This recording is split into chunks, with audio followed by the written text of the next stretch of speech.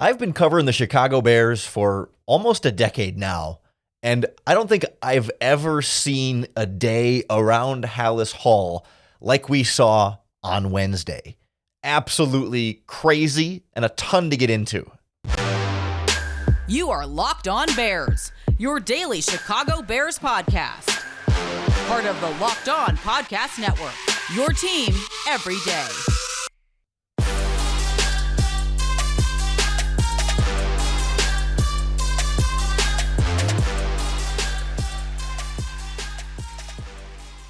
This is Locked On Bears, and I'm your host, Lauren Cox. I'm here to bring you your daily, in-depth Chicago Bears news and analysis. You can follow me on Twitter at CoxSports1. You can follow the podcast on Twitter at Locked On Bears. You can like Locked On Bears on Facebook. Join the Locked On Bears Facebook group for even more Bears talk. And make sure you hit that subscribe button on the Locked On Bears YouTube channel to keep up with all of our video podcasts as well. A heck of a lot to keep up with today. Appreciate everyone who's been making Locked On Bears your first listen. We're part of the Locked On Podcast Network, your team every day. But this was no everyday Chicago Bears day. I mean, where do you start? There is so much happening with this team. It's why we're doing a whole bonus podcast episode, double dipping today, because Justin Fields seemingly called out his coaching staff and then walked it back. Alan Williams resigned as Bears defensive coordinator after some really wild, crazy rumors, some of which have been proven false, some of which are still TBD on what's going to come true there. And that all overlooks a really big injury announcement that Matt Eberflus made, that your left tackle Larry Borum is going on to injured reserve with kind of a surprise neck injury, I think they said, completely out of nowhere. A lot to get into. Let's jump right in. I think we need to start. I mean, it's hard to know where to start. I mean, what's more crazy, your defensive coordinator resigning or your quarterback having to walk back comments he made about the coaching staff? But I think we got to start with Justin Fields for now. And I say that recording this Wednesday afternoon, hoping that more serious stuff doesn't come out about your defensive coordinator situation. We'll get to that in a little bit here. But Justin Fields, regular run-of-the-mill Wednesday press conference, we'll ask him about what happened in the game, et cetera, et cetera. And he comes out and very calmly and matter-of-factly kind of says, hey, didn't play well enough on Sunday. Felt like I was a little bit too robotic out there. Felt like I was thinking a little bit too much out there and not really playing the style of football that I like to play. And so he was asked, like, well, why do you think you felt so sort of robotic and restricted and kind of just not yourself out there? And here was his full response. When you say thinking less, what do you think was causing you to think so much, maybe think too much? Could be, coaching, I think. But, at the end of the day, it makes it, they're doing their job when they're giving me, what to look at and stuff like that. But at the end of the day, I, can't be thinking about that when the game comes. I prepare myself throughout the week, and then when the game comes, it's, it's time to play free at that point. So, just thinking less and, playing more. Hey, Justin, we've heard this before from other athletes. There are just too many coaching voices in your head at this point that you're trying to process so much. Is that part of what you're saying? I don't think it's too many coaching voices, but I just think when, you're fed a lot of information at a point in time and you're trying to think about that info, like when you're playing, it's like it doesn't let you play like yourself. You're trying to, process so much information to where it's like, if I just simplified in my mind, I would have did this. Like, I saw a few plays on Sunday to where if I was playing like my old self, like, we would have had a positive play. Like, there would have been, a few more third down conversions. So I think that's the biggest thing for me is just, playing the game how, I know how to play it, how I've been playing it my whole life. So that's what I got to get back to doing. So. Now, Justin Fields would later, after the press conference, a couple hours later, come back to the media, hold another little mini press conference, and try and clarify his comments, saying that, he said, I was not calling out the coaching staff. I was not blaming the coaching staff or my teammates. The blame starts with me. I need to be better. And he took it a step further and kind of said, like, the media was taking that quote and distorting it and taking it out of context to make it sound like he was blaming his coaching staff. And I think that's also not quite true either. Like, I think there's a little bit of blame to go around here. So when you hear Justin Fields say that, like when he was asked, why do you think you were so robotic? He said, coaching. And this to me comes down to a semantics thing. He said, coaching. When you're getting so much information, you start to think too much and not just play. That's what he said. That's not out of context. He never said, oh, Luke Getsy is bad, or that the offensive coordinator is the reason why I'm struggling. But he did say coaching was contributing to some of his struggles. So for him to come back and then say, well, I wasn't blaming my coaching staff, that might also be true. He wasn't exactly blaming his coaching staff, but he was saying that the coaching needs to be better. And I think that is also a true statement. And I think, right, it feels like he's sort of deflecting some of the blame on the media, where he did call out his coaching staff, and that's okay. Like, you shouldn't have to come back and apologize and correct that. I mean, I don't think he was inflammatory about it. I don't think he was malicious about it. I don't think he was angry about it. He just said, listen, like, we had a big meeting with the coaches, and I expressed that, I want to get back to playing my football. He said, I think he said, kind of F it and go for it, play fast and loose. And he should do that. Like, that is what he needs. And the coaching staff needs to let him do that. And clearly he admitted that Luke Getsy and company have been coaching him to stay in the pocket more. And he also said that all that information to stay in the pocket more is leading him to play more robotic and less free as a quarterback. So you put those things together, he's saying the instructions that the coaches gave me are not helping. Is that not the same as calling out the coaching staff a little bit? Like, it's not blaming them per se, but it is pointing out that they need to be better in addition to him needing to be better. So I hope it doesn't curb Justin Fields' honesty in the future, because I think he's 100% right about the coaching staff. And I think he's deflecting a little bit of the blame on saying, oh, the media took that out of context, when I think even when you take the full quote in full context, he says the word coaching. He's talking about the coaching that he received. Even if he's not blaming the coaches, he's blaming the coaching, which is slightly different, I guess, but still has the same relative effect, if you ask me, and is also still correct. So hopefully this means we're going to see some significant changes to the Chicago Bears offense moving forward to get Justin Fields back playing more comfortable, confident in the style of offense that we saw them switch to last season, and then now they switched back to start this season and really need to get to what they were doing well last season. I don't even think necessarily that was the most shocking thing coming out of the Bears organization on Wednesday. I mean, I think it's the most important right now in terms of affecting what we're going to see on the field on Sunday. But all of a sudden, you don't have a defensive coordinator. Bears defensive coordinator Alan Williams resigned, I would say abruptly, on Wednesday afternoon after some really wild rumors were put out there. The Bears denied portions of it, but other portions I think have not been fully addressed at this point, and certainly a lot more is still going to come on the Alan Williams story. So we'll check in on what we know and what we don't know and what we don't want to speculate about next on Locked On Bears. This bonus episode of the Locked On Bears podcast is brought to you by our friends at eBay Motors.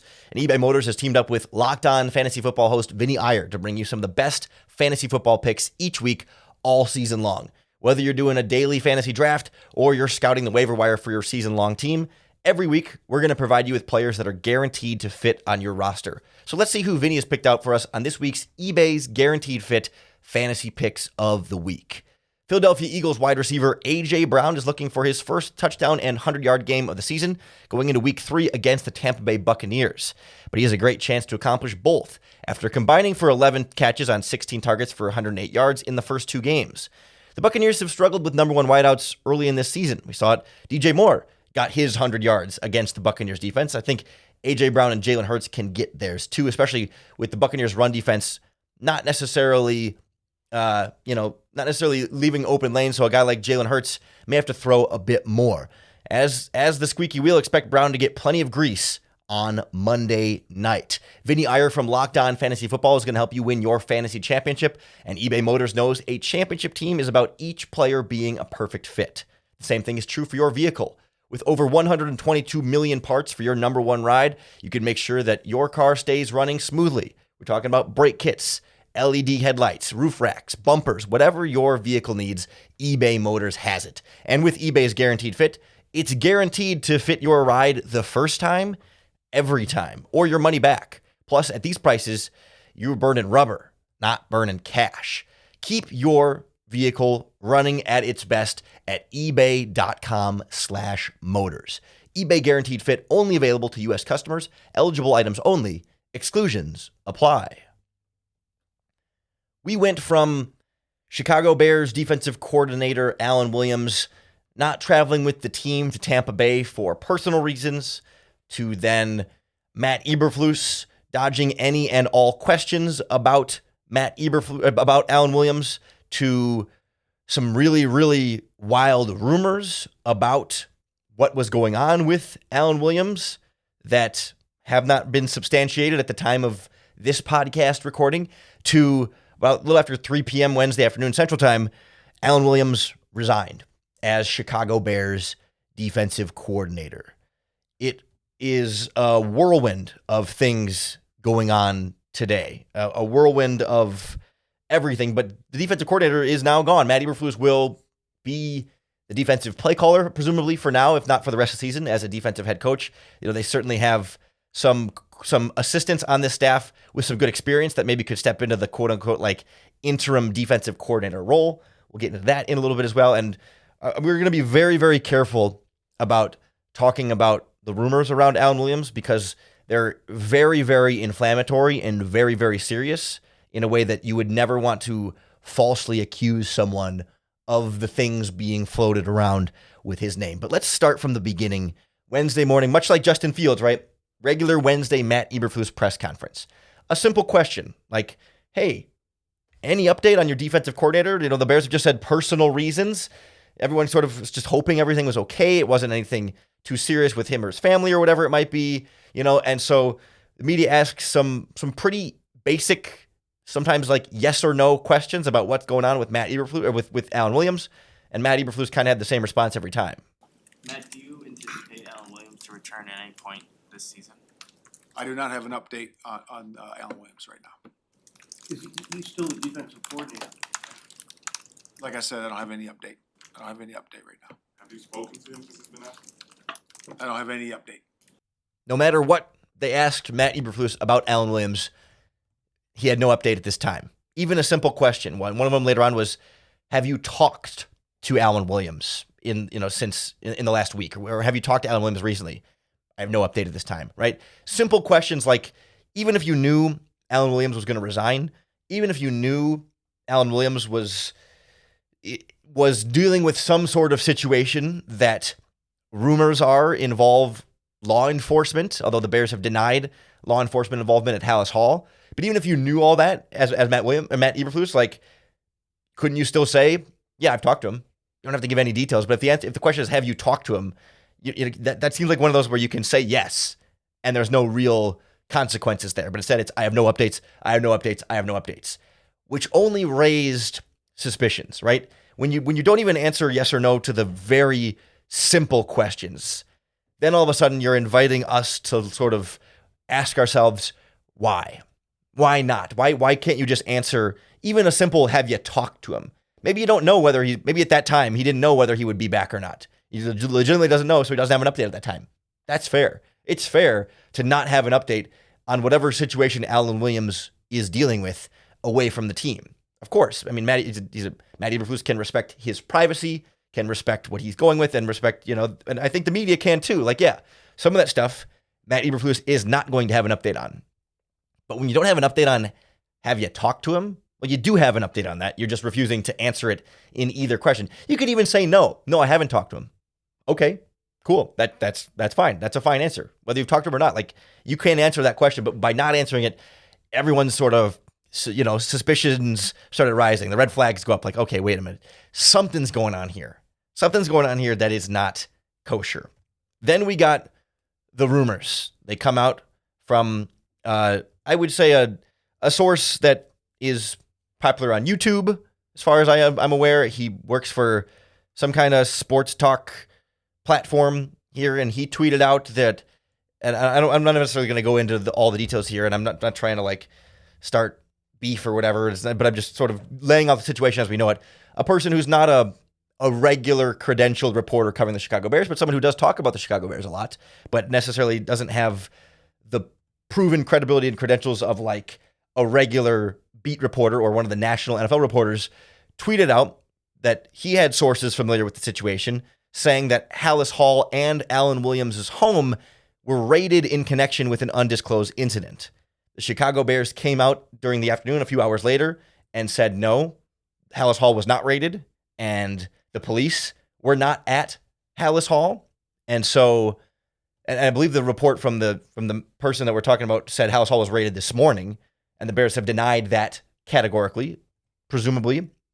I mean, why would the Bears deny it if it was true? I mean, sure, I don't want to take the Bears at fully face value there, but like when they're accused of having the police in their building, which is verifiable by police reports that can come out later, there's no reason to lie about that, because if they lie and say, no, the police weren't here, someone's going to uncover the actual police reports and say, yes, they were here, and then the Bears would be caught in that lie. I think the false information is coming from the initial rumor report here about Hallis Hall being raided.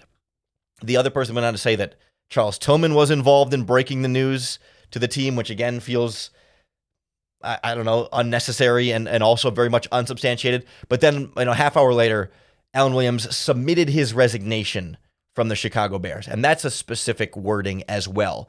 The league office was not involved.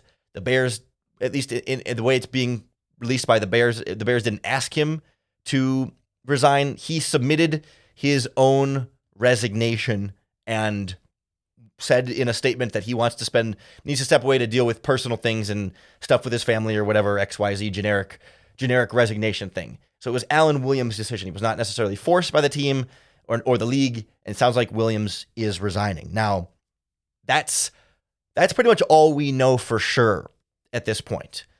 I have heard through other channels things that I'm not willing to put on the podcast here, and I like to always kind of give you guys an insider tip if I have it. This is too inflammatory and too serious to just throw out there as, I heard this, but I have heard it from multiple people that got things from at least multiple people that wouldn't have exchanged the information together, like coming from outside separate places, which tends to be in journalism rules a good sign for validity, but I'm not going to get there. All I will say is that the discussions about law enforcement, the Bears said law enforcement was not at Hallis Hall. The Bears said police weren't at Hallis Hall. Police did not raid Hallis Hall. The other rumors say that law enforcement may still be involved in this situation, but that is all very speculative, and I'm not going to get into what the situation may or may not be in there. But the Bears are left without a defensive coordinator. And I think short term and long term here, I mean, Matt Eberflus was a defensive coordinator for the Colts. He could coordinate this defense just fine, and I don't think you're super worried about there being a big drop-off or like significant on-field consequences. Like, Alan Williams certainly had responsibilities in terms of like practice and leading meetings and film study and stuff that will need to be filled by other coaches, and that's going to ask more of the coaches on the staff. Like, there is an impact of Williams being gone, but it's not like, oh my God. It would be different if Luke Getsy resigned for hopefully much better reasons. But like if Luke Getsy resigned and then all of a sudden you don't have an offensive coordinator and it's not like your head coach could just pick up this offense. Like, that would be a much bigger disaster than, okay, defensive coordinator is out. Eberflus can sort of steady the ship there. Some teams with defensive head coaches don't have true defensive coordinators, and vice versa for offensive head coaches and offensive coordinators. It's not the end of the world for the team on the field to not have Alan Williams. And it's worth noting, like, you look at this Bears coaching staff elsewhere, like below them, you've had the linebackers coach Dave Borgonzi has been with Eberflus for 3 years or 18, 19, 20, 4 years with the Indianapolis Colts before that. Your defensive backs coach, John Hoke, is brand new to Eberflus, but has been a defensive coordinator before, both in the NFL level and the college level, I believe. Or I think his coordinating was all in college, but he's been an NFL defensive backs coach for a long time and has been a college defensive coordinator before. Like, you have guys who, if you need to make one an interim defensive coordinator to handle some of the bigger duties that aren't play calling, I think you've got guys on the coaching staff that can step into that role. So it's not the end of the world on the field, but it's an absolutely crazy situation off the field that no one saw coming and just kind of adds to the crazy drama of the day and really of the start of the season for your Chicago Bears. All of that overlooked what would have been the biggest story of the day on Wednesday anyway, had Fields not said the things he said and had Williams not resigned. But Matt Eberflus opened his press conference by saying, hey, injury update for you. Larry Borum is on injured, getting ahead of myself here. Braxton Jones is on injured reserve. Your starting left tackle, neck injury, out for at least the next 4 weeks, if not the rest of the season. So we'll check in on what that means for the left tackle position, the future of the offensive line, and of course, Justin Fields and Luke Getsy next on Locked On Bears. This bonus episode of Locked On Bears podcast is brought to you by our friends at PrizePicks, the better way to do daily fantasy sports, because PrizePicks puts you in complete control of whether you win or lose. With PrizePicks, you pick 2 to 6 players and whether they'll do better or worse than their PrizePicks projection, and you can win up to 25 times your money. It's better than regular daily fantasy sports because with those other daily fantasy platforms, you're submitting your lineup against thousands of other people, hoping that your one lineup happens to be the lottery chance of being the 1 in 10,000 that gets first place and gets the big payout. With PrizePicks, it's just you versus the house. It's you versus the projections. So all you got to do is put your football knowledge and wits to the test on passing yards, rushing yards, receiving yards, more or less than their PrizePicks projection. That's all you got to do. Now is a great time to check it out. If you haven't before, go to prizepicks.com/LockedOnNFL and use our promo code LockedOnNFL for a first deposit match up to $100. That's prizepicks.com, promo code LockedOnNFL to get that first deposit match. PrizePicks, daily fantasy sports made easy. Boy, it's a wild day when losing your left tackle to injured reserve out of nowhere, a complete surprise, is like third or maybe even like fourth most surprising thing that happened that day, depending on how you split up the stuff. Eberflus said, the Williams resignation, the Fields comment, and then the return to comment again. Like, that's a lot of different things. And somehow Braxton Jones on injured reserve pales in comparison to all of that. And yet we'll have one of the most significant on-field impacts of all of this, because all of a sudden your left tackle, who I believe played in every snap of the first 2 games of the season. I'm pulling up the snap count right now just to make sure I'm not misspeaking there. No, Braxton Jones played 52 out of 52 snaps in week 1 and 74 out of 74 snaps. 52 out of 52 in week 2, 74 out of 74 in week 1. Has played all 126 offensive snaps this season. Didn't leave the game with an injury, didn't have a big scary exit or anything like that. Was never replaced on the field in any of these games. And yet, Wednesday, all of a sudden, bombshell, well, a tiny bombshell compared to the nuclear bombs that we got in the afternoon, but a tiny little bomb dropped of, he's got I believe it was a neck injury and is going to be on injured reserve right away. We don't know the length of the injured reserve. Matt Eberflus said still to be determined whether that's as short as 4 weeks or maybe even as long as full season. But for the short term, for the immediate present, we cannot rely on him for the next month. And so the Bears have to go somewhere else on the offensive line. Right away, the initial thought, and Matt Eberflus said, it'll probably be Larry Borom, who's worked really throughout this whole process as the backup left tackle. He's the swing tackle on the 53-man roster right now, so presumably he should step into that starting left tackle role. But Matt Eberflus didn't rule out the possibility of taking Darnell Wright from right tackle and moving him back over to left tackle, which, he played left tackle in college. And I can't help but feel like that's the worst decision you can make out of the group. And I'm scared by the fact that the Bears didn't even rule that out. They just don't seem to have any sort of fear of moving offensive linemen around, despite how difficult that can be for them, especially when you're not only a raw developing offensive tackle, but a rookie in his will be his third game on top of that. Like, Darnell Wright needs nothing more than to be sat in one spot, master this, work on your technique here, and hone your craft here, because you're raw, you're sloppy, and you need to keep getting better, but you're so physically gifted that if you can fix those things, you're going to be a stud at the offensive tackle spot. So why take him out of right tackle and move him to the left side to then plug Larry Borom in at right tackle when you could just plug Larry Borom in at left tackle? It's not to say like I'm supremely confident in Larry Borom, although I do think he'll be all right. Not going to be great, but he'll be all right.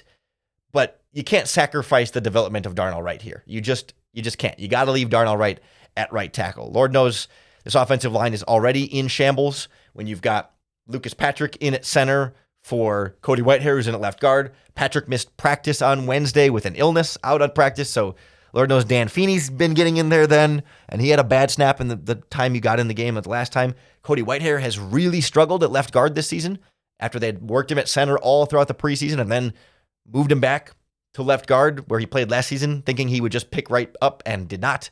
So he's been miserable. Nate Davis dealing with a personal issue away from the team. I think it was a death in the family. He returned to practice on Wednesday. So there's some good news on the offensive line that you should have some more stability at right guard. I thought Ja'Tyre Carter was, it was Ja'Tyre Carter. You know what I mean? Like he wasn't abysmal, wasn't terrible, but for a guy who was a 7th round pick in just his 2nd or 3rd season, like he was all right. I think he was a below average right guard, which based on expectations, we kind of expected him to be a below average right guard. So I'm not like super disappointed with him, but like wasn't good. Just wasn't above and beyond expectations, which is sort of the point there. So getting Nate Davis back, in theory, should be an upgrade, should be some stability next to Darnell Wright at right tackle, so you can leave that side alone for at least a little while. I mean, Jesus. And then it's a matter of like, okay, Larry Borom can plug in at left tackle. He's played left tackle before. He's played in this scheme for 2 seasons now. It's a concern there for sure as far as protecting Justin Fields goes. You know, a new guy to kind of get used to that blind side, that backside. Certainly saw a lot of up and down from Braxton Jones as is. I think the penalties were kind of skewing our perception of them because, of course, the penalties were bad. Braxton Jones had, a couple of false starts and a couple of holdings through the first 2 games. Can't have that. Second-year player in this offense, you got to be better than that. I do think on the whole, like you take out the penalties and just his pure blocking was all right. Wasn't as disastrous as I think some people make it out to be. But so I think there'll be a slight downgrade to Larry Borom there, but it's not going to be like, it's not like there's this huge gulf where Braxton Jones was a Pro Bowl left tackle and you're bringing in some bum who doesn't belong in the lineup. Like I think Larry Borom is again, like below average offensive tackle, and we're probably going to get below average play there. And so you definitely need Cody Whitehair to step up next to him and play better than we've seen from him through the first few weeks. But like really, like you start looking across the board here at this Bears offensive line, there is no one out there that you fully trust right now. Because at the left, his left tackle will be Larry Borom, backup that we don't fully trust. Left guard, Cody Whitehair has been surprisingly bad through 2 games. I don't fully trust him to really hold down that spot because I was willing to give him 1 game to kind of re-get his feet, but 2 games of bad play from Cody Whitehair, I don't trust it. Lucas Patrick at center. I don't trust it. He's okay, but he's your backup. He's not supposed to be starting in there. Not somebody I really fully trust. Nate Davis, we thought we could trust coming in as a free agent right guard, a veteran with a lot of experience, but he was really bad in week 1. Maybe now that, you know, the personal issues are, I don't want to say the issues are resolved because there's still a lot of aftermath of that, but like maybe now that things have a little bit more clarity and direction for him, he can settle in and be a more reliable option at right guard. But for now, he still has to earn that trust back. And then Darnell Wright, as a rookie, I think has played solid for a rookie, but makes rookie mistakes and gets beat sometimes. So you can't like fully trust that. So like none of your 5 offensive line positions then are like super locked down, good to go. And that is not a good spot for Justin Fields to be in. Certainly we saw against the Buccaneers, that offensive line gave him plenty of plays where he had time to throw. And so it's not purely the offensive line's fault. Justin Fields needs to do better. Luke Getsy needs to do better to help the offensive line, and the offensive line needs to do better. But the loss of Braxton Jones is not good. It's not good for his long-term development either. You hope he can get back on the field so you can see more games of him and decide, okay, is he your long-term left tackle or not? Certainly gave him this season to try and develop and grow, but you're hoping to get a more clear answer on whether or not you needed to upgrade from him and replace him this offseason. And if he misses the rest of the year with a neck injury, then we have no idea if he's good enough to be your long-term left tackle. And that's the other really difficult thing about this. So many difficult things surrounding this Bears team right now. It's a firestorm. It's a bleep show. It's a lot going on, and we're trying to stay on top of it for you with a bonus episode of the Locked On Bears podcast. Make sure you're subscribed on YouTube or wherever you listen to podcasts. Keep up with all of our daily, or sometimes now multiple times in the same day, Chicago Bears news and analysis. We'll still have crossover Thursday for you tomorrow, probably a game plan podcast for you on Friday, unless more craziness happens between now and then. So keep coming back for more. And of course, you got to keep coming back for your next opportunity to bear down.